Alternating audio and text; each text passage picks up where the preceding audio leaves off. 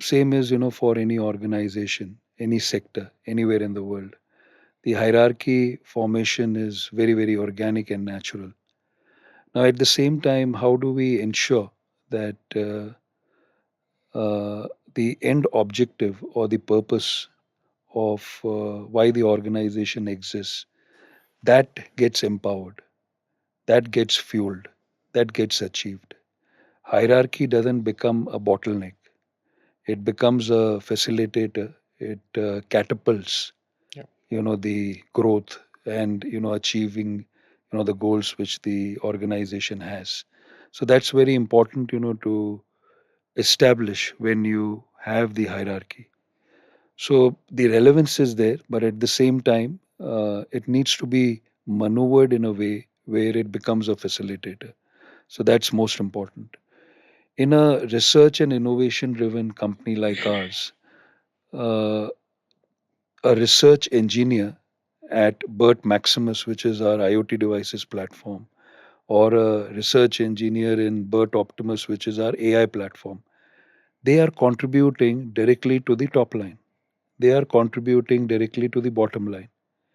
Now, they, from a contribution and outcome standpoint, the alignment with the organization, they are equally important to a HR head, or probably more. They are, equally important to a CFO, or probably more. So, how do we maintain that balance between the role, which somebody who is directly involved in building a product which is going and solving a problem for the end client, and people who are support functions, and people who are line managers who are not directly coding, who are not directly designing, who are not directly architecting. So this balance is very important for a deep tech AI research and innovation driven company. So that's what we do all the time. But at the same time, Gautam, as you rightly said in your opening remark, that people coming from college, so we are around 50 odd people currently, and this will grow to 3,000 plus people. Obviously, we don't bill people, so we are not dependent on the number of people we hire. So they are 90% is 20, early 20, mid 20, late 20. They genuinely don't understand what hierarchy is. They genuinely don't understand, the corporate structure is, and respecting that. But now this is good also, and this is not so good also. Because good, because they have the environment to express themselves. They don't feel constrained that somebody is looking over their shoulders. This is their company. Express yourself. But at the same time, this needs to be constrained as and when it is needed.